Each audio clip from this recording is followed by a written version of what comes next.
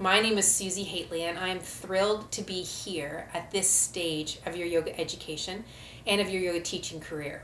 Now, why is that? Well, because most of the 200 programs that are out there focus in on teaching the final pose and what the final pose should look like.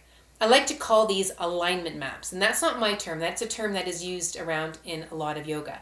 And if you look at many of the popular yoga magazines and things online, is you can find final poses and arrows pointed in every which direction about where your feet should be placed and your toes should be placed and your knees should be placed and goodness me, where your eyebrows should be placed. They talk about the final pose.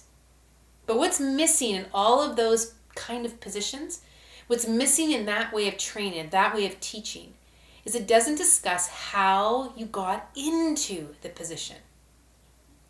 What it ends up leaving the teacher with is an eye to the final pose and the final pose only. And when the person or the student doesn't look like the final picture that's in the book, then they try to adjust all their body parts to make it look like the picture.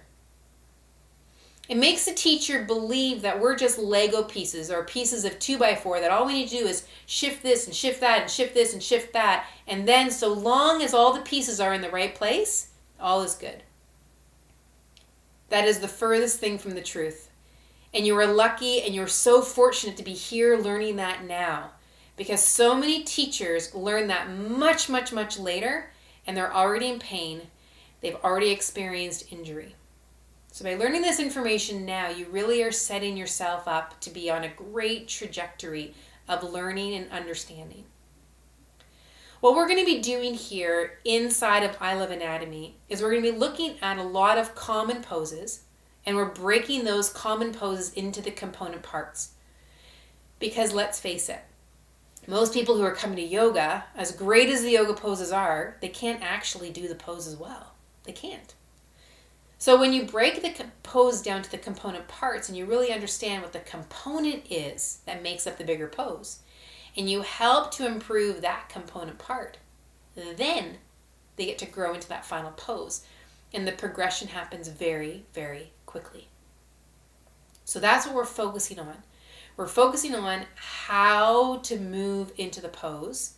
What are the components? How do we actually move? And more importantly, how are we compensating to get there? This program is as much about an intellectual learning experience as it is a true practice.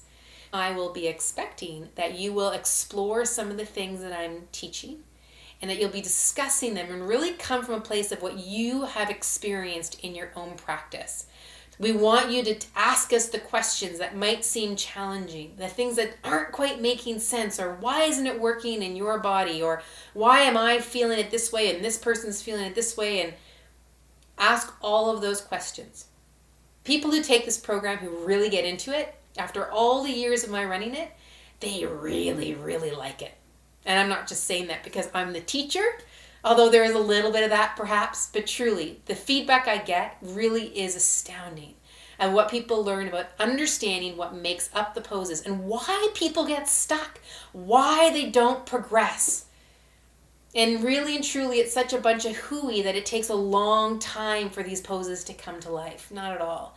If you know how to move, if you really understand what to look for, both in yourself and in your students, your progress will be really, really quite extraordinarily quick. You'll feel great, you'll function better, your pain will go down, you'll run faster. Yes, it'll be great.